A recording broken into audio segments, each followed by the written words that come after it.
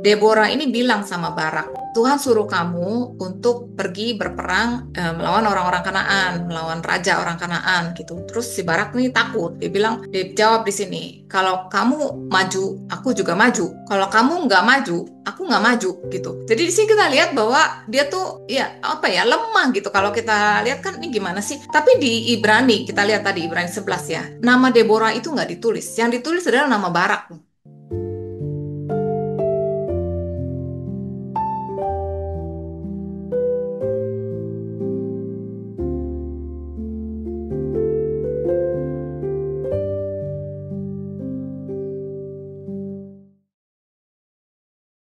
Nah, kemudian di sini dikatakan lagi Ibrani 11, 32, 34. Dan apakah lagi yang harus aku sebut? Sebab aku akan kekurangan waktu apabila aku hendak menceritakan tentang Gideon. Kita akan lihat Gideon, Barak, Simson, Yefta, Daud, Samuel, dan para nabi yang karena iman telah menaklukkan kerajaan-kerajaan, mengamalkan kebenaran, memperoleh apa yang dijanjikan, menutup mulut singa-singa, memadamkan api yang dahsyat, mereka telah luput dari mata pedang, telah beroleh kekuatan dalam kelemahan, telah menjadi kuat dalam peperangan, dan telah memukul mundur pasukan-pasukan tentara asing. Nah, kita lihat Gideon. Pada saat itu, orang-orang Midian itu menjajah orang Israel. Midian ini, by the way, sebenarnya adalah keturunan dari anak Abraham dari Keturah. Jadi, anak Abraham dari Keturah itu kan ada 6 ya. Salah satunya adalah Midian. Itu anak-anak yang lain tuh memusuhi Israel ya, seperti juga dikatakan di Galatia. Anak-anak dari hamba perempuan itu akan menganiaya anak-anak dari perempuan merdeka, yaitu anaknya Sarah ya, which is Ishak. Nah, di sini dikatakan, lalu berpalinglah Tuhan kepadanya, kepada Gideon ya, berfirman, pergilah dengan kekuatanmu ini dan selamatkanlah orang Israel dari cengkeraman orang Midian. Bukankah aku mengutus engkau? Tetapi jawabnya kepadanya, Tuanku, dengan apakah akan selamatkan orang Israel? Ketahuilah, kaumku adalah kaum yang paling kecil di antara suku Manasye. Aku pun seorang yang paling muda di antara kaum keluargaku. Kemudian Tuhan berfirman, tetapi akulah yang menyertai engkau, sebab itu engkau akan memukul kalah orang Midian itu sampai habis. Jadi kita tahu bahwa awalnya juga dia ragu-ragu, sampai dia harus minta tanda dari Tuhan gitu ya. Awalnya dia bilang dia mau kasih makanan gitu kan, ada roti dengan daging, terus akhirnya disenggol pakai tongkatnya Tuhan, kebakar. Terus akhirnya dia bilang lagi berikutnya ya, saya minta supaya kalau saya taruh bulu-bulu kambing itu tanahnya berembun tapi bulunya itu kering gitu, atau kebalikannya juga, jadi yang berembun itu di bulu-bulunya sementara yang lain kering gitu. Jadi dia minta tanda, tetapi anyway itu terjadi. Kenapa? Karena pada saat itu ya Roh Kudus itu belum dicurahkan. Jadi dia tuh perlu tanda, dia perlu assurance gitu. Betul nggak sini Tuhan gitu? Betul nggak ini kamu mau pakai aku gitu? Sementara aku nih orang yang bukan siapa-siapa gitulah istilahnya. Tetapi akhirnya dia percaya, dia mau gitu. Dia ikutin tuntunan Tuhan gitu kan. Dan dia akhirnya juga menang lawan orang Midian.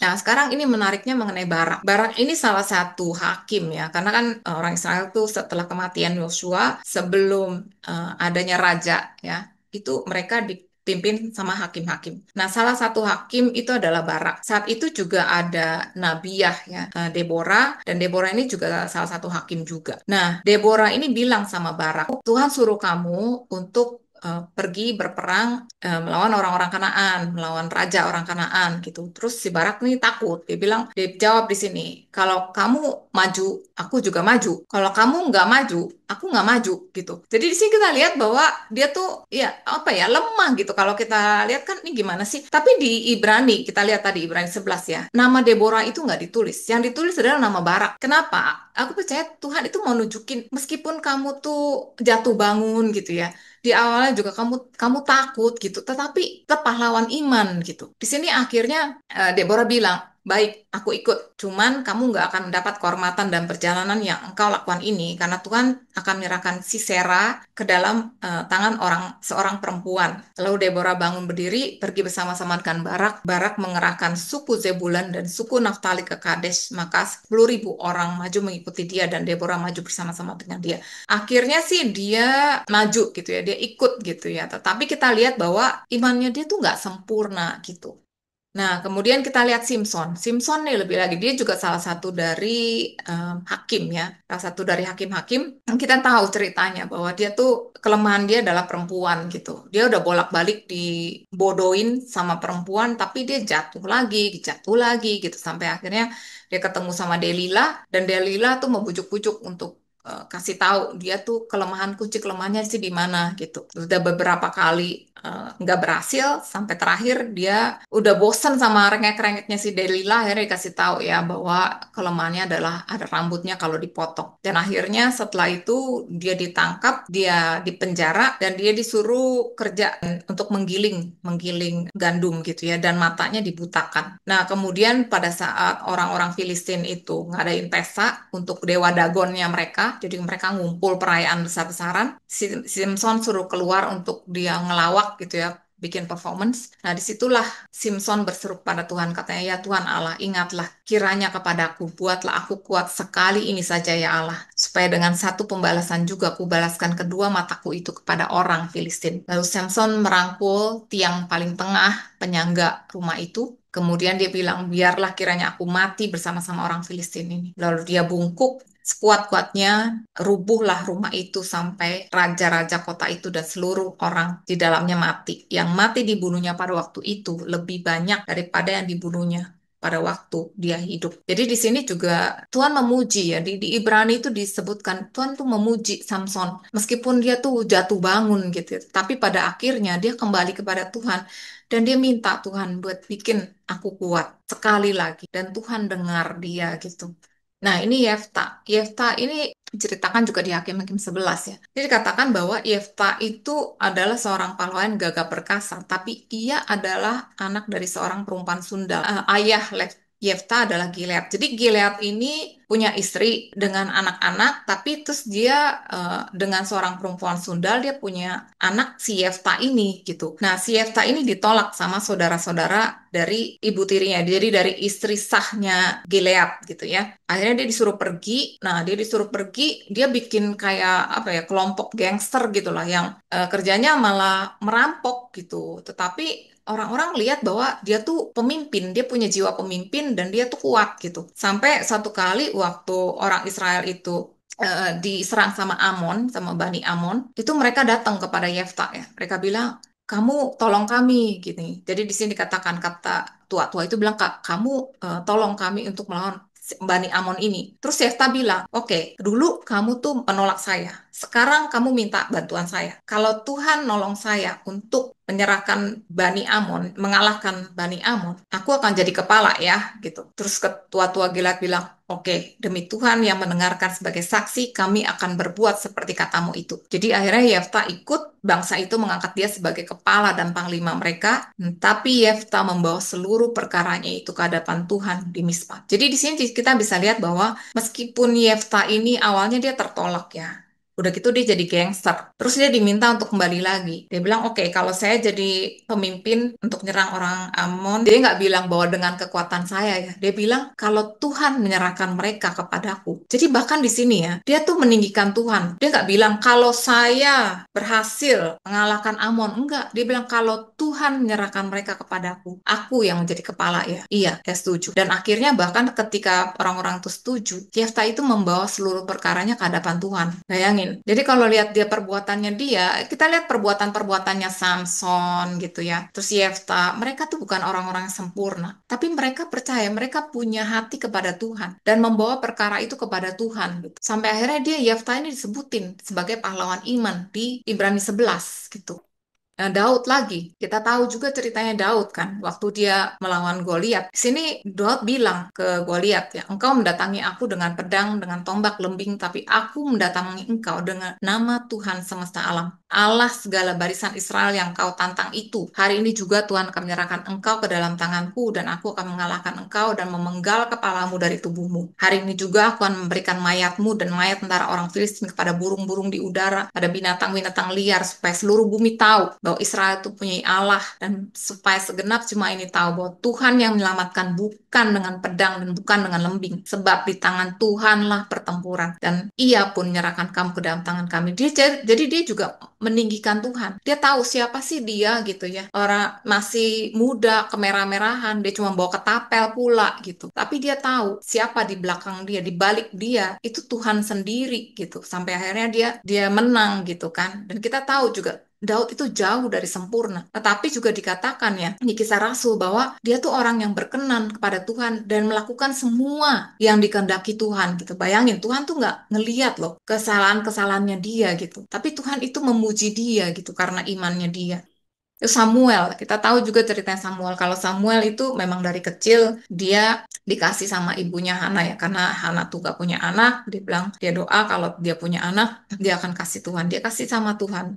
Dan akhirnya Samuel itu ikut Eli ya, Imam Eli. Dan ketika Tuhan panggil dia, bahkan waktu dia masih muda gitu ya, dia nggak ngerti ini siapa yang manggil. Dipikir yang panggil itu Imam Eli. Sampai 3 kali katakan bukan aku, kamu tidur. Dan sampai yang ketiga kali Eli bilang, Eli tahu bahwa yang manggil itu Tuhan. Dia bilang, kalau Tuhan itu panggil kamu lagi, kamu bilang, bicaralah Tuhan, hambamu ini mendengar. Jadi akhirnya dia lakukan itu. Ketika Tuhan ngomong lagi, Samuel, Samuel, Tuhan bilang, bicaralah Tuhan, sebab hambamu ini mendengar. Di sini dikatakan bahwa Samuel itu makin besar, Tuhan menyertai dia, tidak ada satupun dari firman-Nya yang dibiarkannya gugur. Jadi di sini kita lihat bahwa Samuel itu setia gitu ya. Dia setia dari kecil sampai sampai besar, sampai tua, sampai dia mati gitu.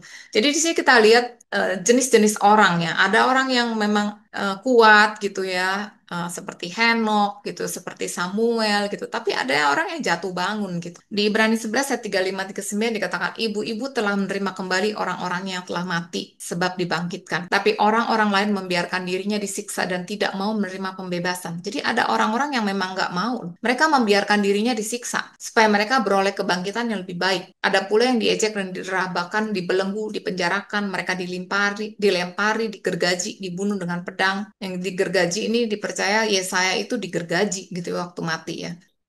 Terus dibilang mereka mengembara dengan berpakaian kulit domba dan kulit kambing sambil menderita kekurangan, kesakan, siksaan. Dunia ini tidak layak bagi mereka. Mereka mengembara di padang gurun, pegunungan, gua-gua, celah-celah gunung. Mereka semua tidak memperoleh apa yang dijanjikan, sekalipun iman mereka telah memberikan pada mereka suatu kesaksian yang baik. Jadi ada juga mereka punya iman, tapi mereka nggak memperoleh apa yang dijanjikan itu gitu ya. Nah, kemudian dikatakan, dalam iman mereka semuanya telah mati sebagai orang-orang yang tidak memperoleh apa yang dijanjikannya itu, tapi hanya dari jauh melihatnya dan melambai-lambai kepadanya, dan yang mengakui bahwa mereka adalah seorang asing dan pendatang di bumi ini. Sebab Allah telah menyediakan sesuatu yang lebih baik bagi kita. Tanpa kita, mereka tidak sampai kepada kesempurnaan. Jadi, orang-orang yang di perjanjian lama itu mereka cuma melihat dari jauh gitu ya. Mereka menanti-nantikan Mesias. Kita on the other side gitu ya. Maksudnya Tuhan Yesus itu sudah mati, sudah digenapi. Mesias itu sudah menyelesaikan pekerjaan, dia sudah menebus kita gitu. Jadi dikatakan Allah menyediakan sesuatu yang lebih baik bagi kita. Kita tuh lebih baik karena kalau mereka tuh seperti kayak in the future. Kalau buat kita itu in the past itu sudah terjadi gitu. Dan dikatakan tanpa kita yang beriman gitu ya, mereka itu nggak bisa sampai kepada kesempurnaan. Jadi para pahlawan iman ini itu sempurna ketika ya dari awal sampai akhir itu udah selesai semuanya, termasuk kita juga beriman gitu. Kita menunjukkan iman itu gitu. Nah, di Lukas 18 ayat 8b dikatakan, akan tetapi jika anak manusia itu datang, adakah ia mendapati iman di bumi? Apakah dia ngelihat iman di bumi? Gitu. Nah, di Efesus 3 ayat 17 sampai 20 dikatakan, oleh imanmu Kristus diam di dalam hatimu dan kamu berakar serta berdasar di dalam kasih. Aku berdoa supaya kamu bersama-sama dengan segala orang kudus dapat memahami betapa lebarnya dan panjangnya dan tingginya dan dalamnya kasih Kristus, dan dapat mengenal kasih itu sekalipun ia melampaui segala pengetahuan. Jadi kita bisa lihat ya, orang-orang yang mereka yang beriman pun mereka tuh berakar, dan mereka punya intimasi dengan Tuhan, mereka tuh punya hubungan gitu. Mereka tahu siapa yang mereka percaya. Dan mereka percaya gitu, meskipun sekeliling mereka mungkin tantangannya luar biasa gitu. Dan meskipun mereka juga mungkin jatuh bangun. Tapi mereka tahu siapa yang mereka percaya. Dan mereka bangkit lagi, bangkit lagi. Mereka apa ya, dari imannya itu kelihatan perbuatan mereka gitu.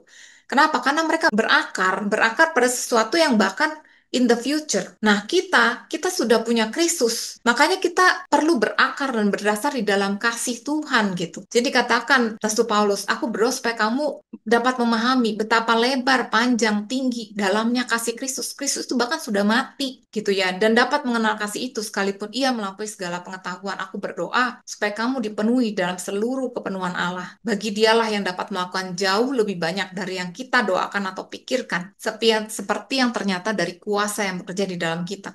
Jadi kalau kita mau melakukan jauh lebih banyak dari yang kita doakan atau pikirkan, kita perlu berakar dan berdasar dalam kasih. Jadi kita nggak lihat ke iman, wah iman saya goyah nih.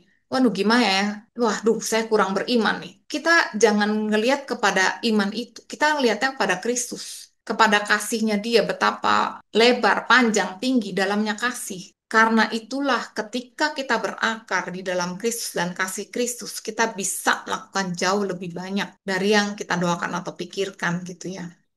Nah, ini Petrus. Di sini di 2 Petrus 1. Di sini dikatakan, karena itu kamu harus dengan sungguh-sungguh berusaha menambahkan pada imanmu kebajikan. Iman itu perlu dimanifestasikan. Kebajikan, pengetahuan, penguasaan diri, ketekunan, kesalehan, kasih kepada saudara-saudara, dan kasih kepada semua orang. Sini dikatakan, tapi barang siapa tidak memiliki semuanya itu, ia buta dan picik. Karena ia lupa bahwa dosa-dosa yang dahulu telah dihapuskan. Tuhan Yesus itu sudah mati. Dosa-dosa kita itu sudah dihapuskan. Jadi kita perlu tahu itu gitu. Kita perlu ingat bahwa kita adalah orang yang dibenarkan karena iman. Ketika kita berakar dalam itu, bahwa kita adalah orang-orang benar yang dibenarkan karena kasih Tuhan, karena darahnya gitu ya. Kita cuma perlu percaya.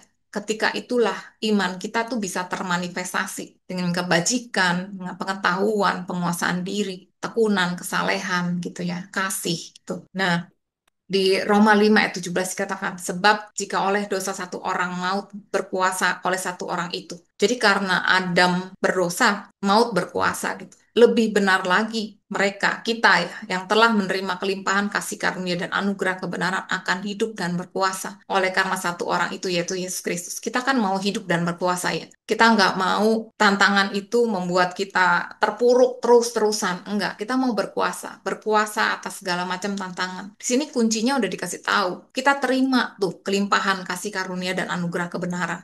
Bukan dengan segala macam aturan, bukan dengan segala macam apa ya hukum-hukum gitu ya. Bukan dengan step by step apa yang dibilang harus lakukan step 1, step 2, step 3. Enggak. Di sini dikatakan bahwa kita akan hidup dan berkuasa kalau kita terima kelimpahan kasih karunia Tuhan ya. Betapa luar biasanya dan anugerah kebenaran. Kebenaran itu bahkan anugerah gitu ya. Kita dibenarkan oleh iman gitu karena Tuhan itu yang luar biasa mengasihi kita dan kita akan hidup dan berkuasa karena satu orang yaitu Yesus Kristus. Dia sudah mengalahkan maut, dia sudah mengalahkan semua tantangan dalam kehidupan kita. Jadi ketika kita mengarahkan pandangan kita kepada Kristus, kita akan diubahkan dalam satu kemuliaan kepada kemuliaan yang lain seperti Kristus. Di Galatia 5 ayat 6 dikatakan iman itu bekerja oleh kasih. Iman itu bisa termanifestasi, bisa bekerja itu kalau kita berakar dalam kasih. Di sini jelas iman itu bekerja oleh kasih. Gitu. Karena kalau kita nggak mengerti kasih Tuhan, itu ya susah gitu ya. Makanya tadi dia bilang buta dan picik, lupa dosa-dosanya sudah diampuni. Karena dia pikir Tuhan menghukum gitu. Enggak, ketika kita mengerti betapa luar biasanya kasih Tuhan, iman itu akan bekerja otomatis. Di 1 Yohanes 4:19 dikatakan kita mengasihi karena Allah lebih dulu mengasihi kita gitu. Jadi yang kita harus mengerti adalah Tuhan tuh mengasihi kita. Setelah itu baru kita mengasihi. Iman kita termanifestasi gitu ya. Nggak cuma untuk ya diri sendiri, untuk orang lain gitu. Dan dalam segala tantangan kita hidup dan berkuasa. Ya ya, kenapa Deborah tidak disebutkan ya? Padahal saya justru pengagum Deborah. Saya pengagum wanita yang pejuang Pemimpin. gitu ya, yang warrior gitu. Ya. Saya pikir, oh iya juga kenapa nggak disebut ya? Bahkan Barak disebut ya. Halo semuanya, salam sejahtera dan semoga semua dalam keadaan sehat. Selamat berjumpa dalam Grace for Indonesia. Nama saya Rita. Saya dan teman-teman adalah bagian dari kelompok sel yang bernama Sola Gracia Life Group. Kalau kalian punya pertanyaan seputar topik yang kami bahas, atau ada topik menarik yang ingin kami bahas dalam pertemuan selanjutnya, ataupun kalian memiliki prayer request untuk didoakan, silakan masukkan dalam komen. Kami berharap apa yang kami sharingkan bisa memberikan semangat dan pengharapan, karena kita punya Tuhan yang luar biasa. Kalau video ini memberkati kalian, tolong di like, subscribe, dan di share, supaya menjadi berkat juga buat banyak orang. Terima kasih, Tuhan Yesus memberkati.